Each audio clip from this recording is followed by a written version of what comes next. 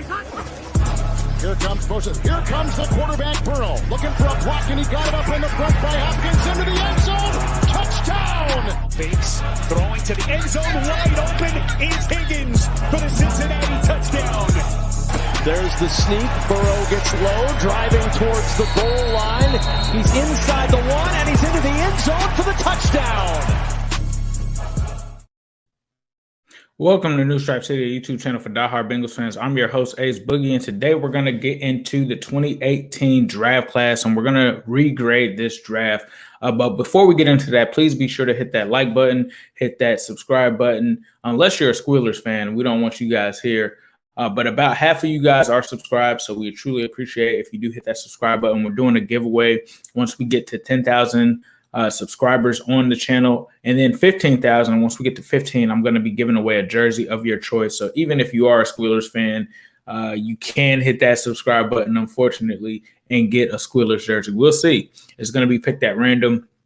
But also, we're going to be working with some local businesses. I got some exciting news coming up with that. And then I'm also working with LFG Cincy. If you can't peep the shirt, LFG Cincy, there's a link in the description to go and get you one of those and use ACE, the keyword ACE at checkout. So let's go ahead and get into it. The first thing, one of the reasons I wanted to do this is we see all of these draft grades that come out, but you literally can't draft or give a grade for a draft until I think about 3 seasons out. 3 to 5 seasons is generally when you know what this draft class is. And so I decided to go back and regrade the 2018 Bengals NFL draft.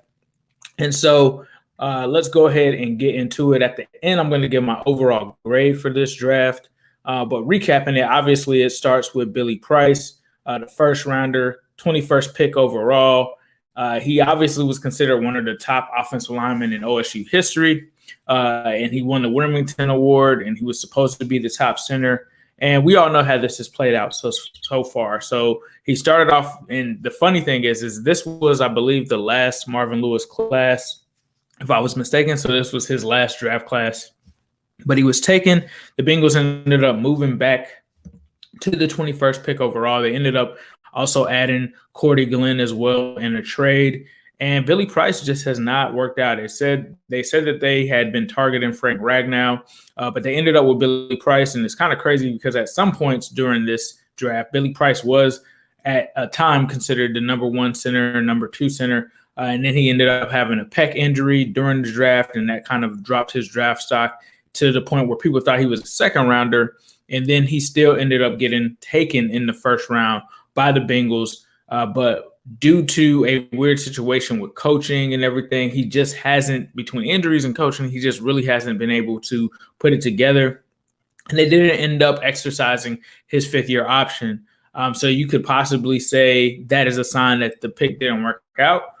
So for me, I think I probably have to give this signing probably a D at this point, just given the ramifications of what happened. I mean, he's not bad. He could leave Cincinnati and he could have a good year this season. So, you know, the door isn't closed.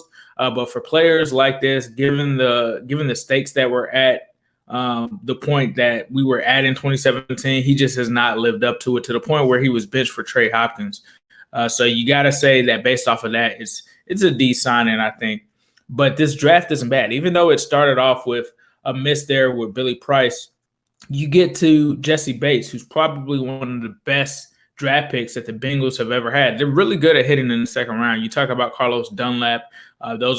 That's another pick that comes to mind. Jesse Bates potentially is the best NFL safety in the NFL. So to get him in the second round at 54 overall, I mean, was just a no-brainer. He's just really coming to his own, and the ceiling is high. And it's funny because when you look at this 2018 draft, you got Bates, and then you follow it up with Hubbard, 2 guys that are expected to get extended this season and are expected to be 2 cornerstones for the Bengals. Obviously, the Jesse Bates pick is an A+.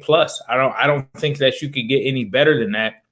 And maybe if you swapped him with Billy Price, it might not have been as bad. But Jesse Bates, obviously an A+ pick. And then Sam Hubbard, I've got to give this pick a B+. I couldn't give it an A because Jesse Bates is an A. I even really want to just give it a B. I'm not going to give it a B plus. Let's just give it a solid B because Sam Hubbard, he was picked in round 3, 77th overall. He obviously was a Cincinnati native, and he's also shown the ability to really get after the quarterback. I don't think anyone really expected Sam Hubbard to have the first season that he had with us, and most people were just expecting him to kind of just be a role player, and he's really evolved into not only a leader, but also a pretty consistent player that can get you, some decent sacks. Hasn't really lived up to the max potential, but I still think that there's more ahead for Sam Hubbard, especially coming into this season. So Sam Hubbard, that was another great pick by the Bengals there. So far out of this draft, they have 2 quality, like 1 star and 1 quality starter, right? And that's always pretty good when you look at evaluating draft classes. Now, this is where the Bengals really missed, and this is where I give the F grade to. It has to go to Malik Jefferson. Obviously, I don't even know if Malik Jefferson is in the league anymore, and so that's primarily the reasoning for the F and just how bad he was with the Cincinnati Bengals. I mean, the guy was essentially let go rather quickly. I think it may have been after 2 seasons almost, and then he tried to latch on with the Browns, and then they cut him. I'm not even sure if he's in the league anymore. You guys can Google check that. But obviously there's no reason to do research on this pick because we knew it was a bad pick. And then you get to round 4, and I'm going to give this one a D. And Mark Walton was a guy that really had some potential. He just couldn't get out of his own way. Round 4, 112th pick overall out of Miami. He was definitely a versatile running back. Got some chances. Really was kind of brought in to the Giovanni Bernard type category, but he just couldn't get out of his own way. He had too many off the field issues that continued with him in Miami. And I think that he's possibly out of the league as well, not because of talent, but because of the off the field issues. He just really couldn't get it together. And so Mark Walton, I think he had to get out of a D or even potentially an F with that pick, just because the risk, the reward, you never saw any of it, honestly. Devonta Harris, round 5, 151st pick overall. I'm actually going to give this pick a C. Just because Devonta Harris is still in the league. Like, that's one of my barometers for this. Are these guys still in the league? Are they still on teams? If I'm not mistaken, he was on the Broncos and the Ravens. He actually was a guy that they cut that they probably shouldn't have cut. And it was really a mistake when they did that, and he latched on with some other teams and has had a pretty solid career. So Devonta Harris, even though it didn't work out in Cincinnati, it has worked out in other places, and he has been good enough to play for other teams. Never even got the chance to really play for the Bengals like that. So that was a big loss for us. But I would probably say that pick is a C. Then you get down to Andrew Brown. Once again, I'm going by, are these guys still in the league? Are they still on an NFL roster? And Andrew Brown still is. He's actually with the Colts. Never really got a chance with the Bengals. They never really ended up putting him in. We never really saw what he could do. I'm not saying that this guy's a stud or anything, but he's good enough to still be on an NFL roster and still be in the NFL. 4 seasons later? So Andrew Brown, I'm going to give that one a C, even though he didn't. And I'll probably say C minus because I know you guys are going to probably kill me about Andrew Brown. So I'm going to say a C minus just because the guy's still in the league. And then we get to Darius Phillips. The back end of this draft is actually pretty good. When you talk about Darius Phillips, you're getting another quality player, could potentially be a starter, honestly. Like, in the right situation, I think that he could start on other teams. You're talking about a super value that you got here in the 5th round. And even though you got rid of Devonta Harris, I probably would still say Darius Phillips, potentially between the two, could have been the better player just because he had that crazy season where he had so many picks in that short amount of time. But Darius Phillips, I think that this was a B pick. I think he was definitely a great addition at the cornerback position, as well as a good returner as well. And I think that, like Zim says, I think that he's potentially one of the best returners in the league if you give him a chance. And so slam dunk pick for them there. And so this draft really is boding well for them. You talk about getting Jesse Bates, you talk about getting Hubbard, you talk about getting Darius Phillips. You didn't keep Andrew Brown or Devonta Harris, but they still were good enough to be on other teams. Now, Logan Woodside, I think that this is a D to an F, man. I mean, But at the end of the day, you weren't expecting a round 7 quarterback to really be a backup, were you? So, this was just them throwing darts. So I can't really, take too much off of them for that, because Logan Woodside, round 7, 249th overall. I think he actually may still be on someone's practice squad. Logan Woodside, Rod Taylor, I mean, that's just an F. I don't even think Rod Taylor stuck around. But this is where the gem is on this draft. And I think this was the deciding factor for me for my final grade for this draft. Auden Tate in the 7th round, 253rd overall. Talk about a quality receiver that came out of nowhere from Florida State, worked his way up through the roster, was able to actually turn in a quality season where he got the start towards the second half of the season. I think that was maybe in 2018, 2019, was able to have a pretty solid season and is still on the roster and still has proven himself to be a very quality receiver in the NFL when given a chance. And that's been the only issue, when given a chance. But when he has had the chance, Auden Tate has been an extremely productive receiver. And I think that for you to pick a receiver in the 7th round and you to get Auden Tate was just amazing. And that is what makes this draft class, believe it or not, overall, I think it's an A-.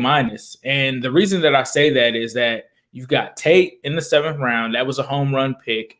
You also had Darius Phillips. That's another quality guy in the 5th round. And then you also had Sam Hubbard and you had Jesse Bates. I mean, that's 4 players, 4 quality players, like 3 quality players, 1 star, 1 stud, right? And then, I would even say that Billy Price is at least a rosterable player. Like, he hasn't lived up to the hype, but he has the potential to stay on someone's roster and potentially start somewhere else. And you don't know what it is that really contributed to that with the coaching and stuff like that. And so you're talking about potentially 5 players, and then you have another 2 of them that are still latched on to other NFL rosters. So I would say that the Bengals actually did very well in that class, and I think that they deserve to get an A- grade. So I'm going to give them an A-. I know that some people may see that that's pretty high, but Bates being a stud really moves the needle for this one. Hubbard being a solid player, Auden Tate being a steal. I think a lot of people are going to look back on this 2018 draft and realize that it was actually an integral part of this team. So, and it was crazy to see that was Marvin Lewis's last draft class. So a parting gift that he gave us was Jesse Bates. Let me know what you guys think in the comments. What grade would you give this draft class? And as usual, I'll leave you guys with a who day, all day, every day, and especially on Sunday.